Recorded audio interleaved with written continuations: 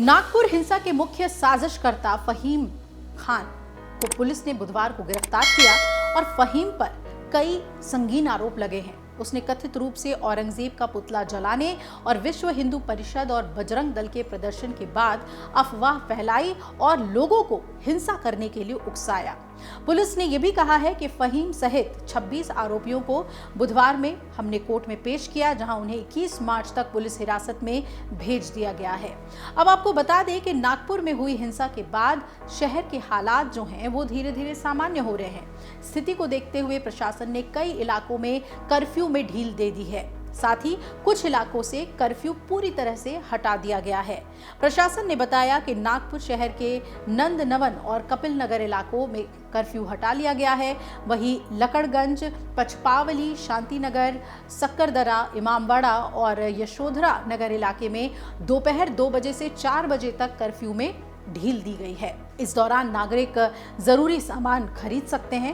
हालांकि अगले आदेश तक कोतवाली, गणेश पेट और तहसील पुलिस थाना सीमा में कर्फ्यू पहले की तरह ही लागू रहेगा।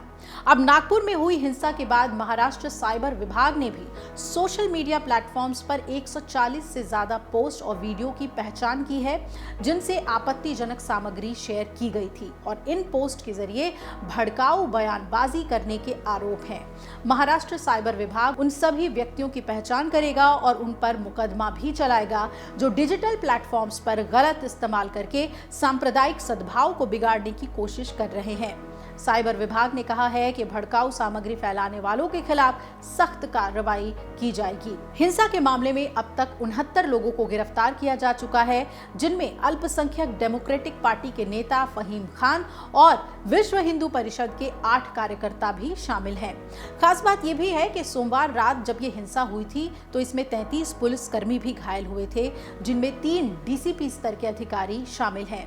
हिंसा के दौरान दंगाइयों ने वाहनों को नुकसान पहुंचाया था, पेट्रोल बम का इस्तेमाल किया था और जमकर पत्थर फेंके थे, पुलिसकर्मियों पर हमला किया था और घरों गाड़ियों में तोड़फोड़ मचाई थी। विश्व हिंदू परिषद ने औरंगजेब की कब्र हटाने की मांग को लेकर विरोध प्रदर्शन किया था। कानून और व्यवस्था की स्थिति पर नागपुर के पुलिस आयुक्त रविंद्र सिंघल ने क्या कुछ कहा, सुनिए। कर्फ्यू में जैसे मैंने बताया कि कर्फ्यू में थोड़ा हमने स्टडी किया, उसके बाद में कुछ 2 पुलिस स्टेशन हैं, कपिल नगर और नंदनवन, इनमें से कर्फ्यू हटाया गया है पूरी तरह से। और इसके अलावा जो कुछ पुलिस स्टेशन हैं जिसमें जो मैं आपको नाम देना चाहता हूं, हमारे जोन 3 में लकड़गंज, पांचपोली और शांतिनगर, परिमंडल जोन 4 में सक्करदरा, इमामबाड़ा और जोन 5 में यशोधरा नगर, यहाँ पे संचार बंदी में 2 घंटे की छूट दी गई है। लोगों की कोई असुविधा जो हो रही थी उसको देखते हुए और जिस तरह से शांति है शहर में, उस सभी चीजों को देखते ये किया गया है। 3 पुलिस स्टेशन जो जोन 3 में हैं उनमें संचार बंदी आज भी हमने जैसे थी वैसी रखी है। उनके नाम है कोतवाली, तहसील और गणेश पेट। लेकिन नागपुर हिंसा पर बयानबाजी का दौर अभी भी जारी है। ऑल इंडिया मुस्लिम जमात के राष्ट्रीय अध्यक्ष मौलाना शहाबुद्दीन रिजवी ने बड़ा बयान दिया। मौलाना ने कहा कि नागपुर में हुई हिंसा की जिम्मेदार फिल्म छावा है। इस फिल्म पर प्रतिबंध लगाया जाए, इसके डायरेक्टर, प्रोड्यूसर और राइटर पर कानूनी कार्रवाई की जाए। इस संबंध में मौलाना ने केंद्रीय गृह मंत्री अमित शाह को एक चिट्ठी भी लिखी है। अब बरेली के मौलाना ने कहा कि फिल्म छावा में औरंगजेब की तस्वीर इस तरह पेश की है जिससे हिंदू नौजवान भड़क रहे हैं। ये तमाम चीजें हेट स्पीच के दायरे में आती हैं और इसे लेकर सुप्रीम कोर्ट ने स्पष्ट आदेश दिया है। उस आदेश पर अमल करना चाहिए। सुनिए शहाबुद्दीन रिजवी ने क्या कुछ कहा है। फिल्म छावा के संबंध में मैंने गृह मंत्री अमित शाह जी को एक पत्र लिख करके मांग की है कि ये फिल्म ऐसी है जिसको देखने के बाद नौजवान उत्तेजित हो जाते हैं, भड़क जाते हैं और इसी वजह से नागपुर का दंगा हुआ। नागपुर के दंगे की अगर मुजरिम है तो ये फिल्म छावा है। इसलिए इस फिल्म पर रोक लगाई जाए, प्रतिबंध लगाई जाए और इसके डायरेक्टर, प्रोड्यूसर, राइटर, इन लोगों के खिलाफ कानूनी कार्रवाई की जाए। इस फिल्म ने औरंगजेब बादशाह की तस्वीर इस तरह पेश की है कि उससे हिंदू नौजवान भड़क रहे हैं और उत्तेजित हो रहे हैं। और ये तमाम चीज़ें हेड स्पीच के दायरे में आती हैं।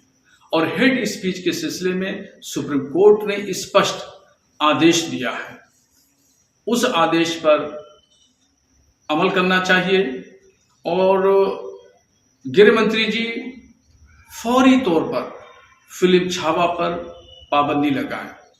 और अगर ये फिल्म ऐसे ही चलती रही तो हमें अंदेशा है कि कहीं देश में और कहीं दूसरी जगह इस तरह की घटनाएं न हो जाएं। तो नागपुर में अब धीरे धीरे शांति बहाल हो रही है, लेकिन पुलिस की जांच में कई अहम बातें सामने आ रही हैं। टेरर एंगल से भी इस मामले में जांच की जा रही है। अब आगे देखना है कि जिन लोगों की गिरफ्तारी हुई है उनसे जांच में क्या बातें निकलकर सामने आती है, इस साजिश को कैसे अंजाम दिया गया था, क्या प्री प्लान था सब कुछ और इसके पीछे कौन है, ये तमाम बातें सामने आती हैं। अगर आप ये वीडियो YouTube पर देख रहे हैं तो हमारे चैनल को सब्सक्राइब कर बेल आइकन दबाएं और Facebook पर देख रहे हैं तो हमारे पेज को लाइक करें। 8 मिलियन प्लस सब्सक्राइबर, आपके इस भरोसे के लिए बहुत धन्यवाद।